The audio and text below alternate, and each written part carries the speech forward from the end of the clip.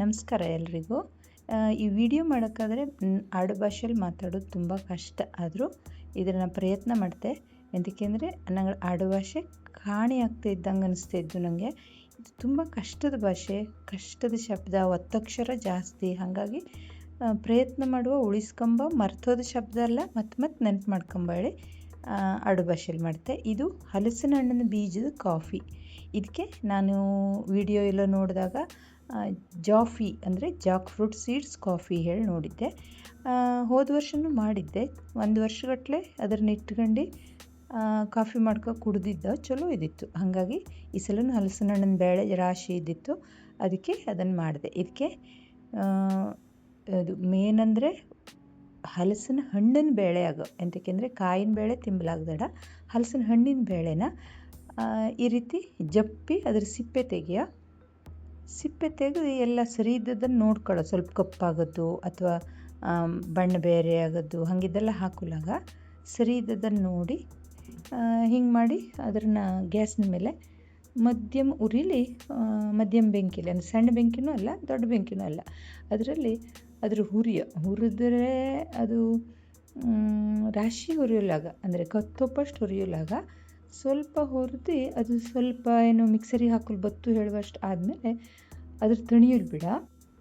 ಅದು ಪೂರ್ತಿ ತಣದ ಮೇಲೆ ಅದ್ರ ಮಿಕ್ಸರಿಗೆ ಹಾಕ.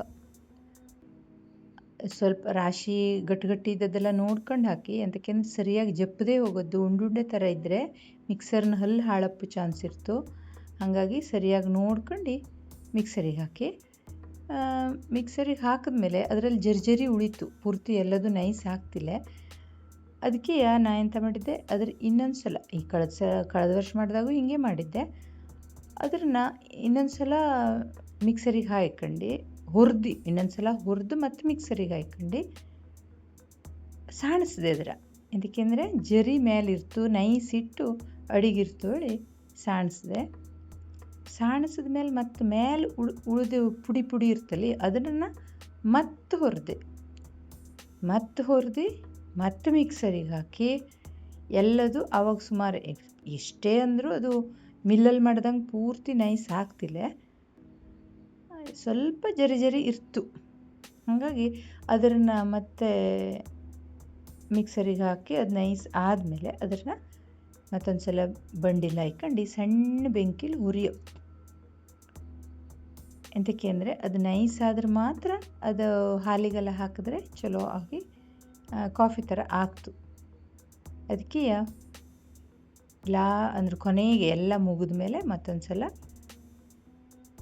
ಬಂಡಿಲಿ ಹಾಯ್ಕೊಂಡು ಸಾವಕಾಶ ಸಣ್ಣ ಬೆಂಕಿಲಿ ಒಂದು 10-15 ನಿಮಿಷ ಎಲ್ಲೂ ಕತ್ತು ಹೋಗದೆ ಹೋದಂಗೆ ಹುರಿದ ಮೇಲೆ ತಣಿಸಿ ಅದ್ರ ಬಾಟ್ಲಿಗೆ ತುಂಬಿಟ್ಕೊಳ್ಳೋ. ಯಾವುದೇ ಕಾರಣಕ್ಕೂ ಎಲ್ಲೂ ಅದಕ್ಕೆ ನೀರು ತಾಗಿಸಲಿಲ್ಲ. ನೀರು ತಾಗಿಸಿದ್ರೆ ಮಾತ್ರ ಅದು ಪಟ ಹಾಳಾಗ್ತು ಅಂದ್ರೆ ಬೇಗ ವಾಸನೆ ಆಗ್ತು, ಅಥವಾ ಮುದ್ದೆ ಆಗ್ತು, ಹುಳ ಆಗ್ತು, ಈ ಥರ ಎಲ್ಲ ಆಗ್ತು. ಹಾಗಾಗಿ ಬಾಟ್ಲೆನೂ ಸರಿಯಾಗಿ ನೀರಿಲ್ಲದೆ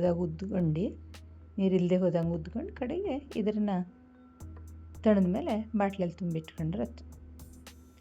ಇದನ್ನು ನಂಗೆ ಜಾಫಿ ಮಾಡೋಕ್ಕಾದರೆ ಹಾಲಿನಲ್ಲೇ ಮಾಡಲು ಇಷ್ಟ. ಆದರೆ ಬರೀ ಗಟ್ಟಿ ಹಾಲಿನಲ್ಲೇ ಮಾಡ್ಲಿಕ್ಕೂ, ಇಲ್ಲೇ ದಪ್ಪೆ ಹಾಲಿನಲ್ಲಿ ಮಾಡಿದ್ರೆ ಕೆಲವ್ರಿಗೆ ಸೇರ್ತು, ಕೆಲವ್ರಿಗೆ ಕಾಫಿನೂ ಹಂಗೆ, ಕೆಲವ್ರಿಗೆ ದಪ್ಪೆ ಹಾಲಿನಲ್ಲಿ ಮಾಡಿದ್ರೆ ಸೇರ್ತು, ಕೆಲವ್ರಿಗೆ ನೀರಾದರೆ ಸೇರ್ತು. ಹಾಗಾಗಿ ಅದು ನಿಂಗಳಿಷ್ಟ. ಹಾಲಿನಲ್ಲೇ ಮಾಡಿ, ಇಲ್ದಾಗಿದ್ರೆ ಇದರಲ್ಲೇ ಮಾಡಿ, ಏನು ನೀರು ಹಾಲು ಎರಡು ಅರ್ಧ ಸೇರಿಸ್ಕೊಂಡು ಮಾಡಿ. ಅದು ಮಾಡೋಕ್ಕಾದ್ರೆ ಎಂತ ಮಾಡೋ ಅಂದರೆ 1 ಚಮಚ ಮಾಡಿದ್ರೆ 1 ಕಪ್ಪಿನಂತೆ 2-3 ಜನ ಕುಡಿಲಕ್ಕು ಆರಾಮಾಗಿ. ಅದನ್ನು ಮೊದಲೇ 1 ಚಮಚ ತಗೊಂಡು ಒಂದು ಪಾತ್ರೆಯಲ್ಲಿ ಅದ್ರ ಸರಿ ಕರಡ್ಕೊಂಡು ಅದು ಗಂಟಿಲ್ಲದೆ ಹೋದಂಗೆ ಮಾಡ್ಕೊಳ್ಳೋ. ಅದಕ್ಕೆ ಎಂತ ಮಾಡೋ ಅಂದರೆ 2-3 ಕಪ್ ಹಾಲನ್ನ ಕುದಿಯಲಿಟ್ಕೊಂಡು, ಹಾಲು ಸಕ್ಕರೆನ ಇದು ಹಲಸಿನ ಬೀಜದ ಪುಡಿ ಇದ್ದಲ್ಲಿ, ಜಾಫಿ ಇದ್ದಲ್ಲಿ ಅದನ್ನು ಬೇರೆ ಇದರಲ್ಲಿ ಹಾಕಿ ಸರಿಯಾಗಿ ಕರಡ್ಕೊಂಡು ಎಲ್ಲೂ ಗಂಟಿಲ್ಲದೆ ಹೋದಂಗೆ ಮಾಡ್ಕೊಂಡು, ಈ ಹಾಲು ಕುದಿದ ಮೇಲೆ ಇದಕ್ಕೆ ಹಾಕಿ ಅದನ್ನು ಕರಡ್ತಾ ಇರೋ. ಎಲ್ಲೂ ಅದು ಬಿಡಲಿಲ್ಲ, ಬಿಟ್ಟರೆ ಹಿಡಿದೋಗ್ತು ಅಂದರೆ ತಳ ಹಿಡಿದೋಗ್ತು, ಕತ್ತೋಗ್ತು ಅದು ನೈಸ್ ಇಪ್ಪದ್ರಿಂದವ. ಹಾಗಾಗಿ ಅದನ್ನು ಸರಿಯಾಗಿ ಕೂಡಿಸ್ಕೊಂಡು ಅದಕ್ಕೆ ಹಾಲು ಹಾಕಿ ಕುದಿಸಿ ಬೇಕಾದ್ರೆ ಅರಿಸ್ಕ ಕುಡೀರಿ, ಇಲ್ಲಾಂದರೆ ಹಾಗೆ ಕುಡಿಯೋಲ್ಲ ಅಡ್ಡಿಲ್ಲ. ಕೆಲವರು ಇದಕ್ಕೆ ಯಾಲಕ್ಕಿ ಪುಡಿ ಮತ್ತು ಇದು ಎಂತ ಕೇಸರಿ ಎಲ್ಲ ಹಾಕ್ತಾ, ಅದು ಅವ್ರವ್ರ ಇಷ್ಟ, ಎಂತ ಬೇಕಾದರೂ ಆಯ್ತು ಅಡ್ಡಿಲ್ಲ. ನಾನಂತೂ ಹಿಂದಿನ ಸಲನೂ ಹೀಗೆ ಮಾಡಿದ್ದೆ, ಈ ಸಲನೂ ಹೀಗೆ ಮಾಡಿದ್ದೆ. ಹಿಂಗೆ ಮಾಡಿದರೆ ಚಲೋ ಮಾಡಿ ಕುದಿಸ್ಕೊಂಡು ಬೇಕಾದ್ರೆ ಅರಿಸ್ಕೊಂಡು ಕುಡೀರಿ. ಅಡಿಗೆ ಒಂದು ಸ್ವಲ್ಪ ಅದು ಸಣ್ಣ ಜರಿ ಇದ್ದದ್ದು ಉಳಿದಿರ್ತು ಕಪ್ನಲ್ಲಿ, ಅದನ್ನು ತಿನ್ಲಕ್ಕು. ಇದು ಫುಲ್ ಪ್ರೋಟೀನ್ ರಿಚ್ಚು, ಆರೋಗ್ಯಕ್ಕೆ ಚಲೋದು, ಹಾಗೆ ಹೆವಿ ಇದ್ದದ್ರಿಂದ ಹೊಟ್ಟೆಗೆ ದಡುವಾಗ್ತು. ಇದನ್ನು ಮಕ್ಕಳಿಂದ ಹಿಡಿದು ದೊಡ್ಡವರು ಎಲ್ಲರೂ ಸ್ವಲ್ಪ ಮಾಡ್ಕೊಂಡು ಕುಡಿಲಕ್ಕು. ಈ ನಾನು ಹೇಳಿದ ಭಾಷೆ, ನಾನು ಮಾಡಿದ ವಿಡಿಯೋ ಅಥವಾ ಈ ಜಾಫಿ ಇಷ್ಟ ಆದರೆ ನಿಂಗೆ ಒಂದು ಲೈಕ್ ಮಾಡೋದು ಮರೆಯಡಿ, ಸಬ್ಸ್ಕ್ರೈಬ್ ಆಗಿ ಸಪೋರ್ಟ್ ಮಾಡಿ.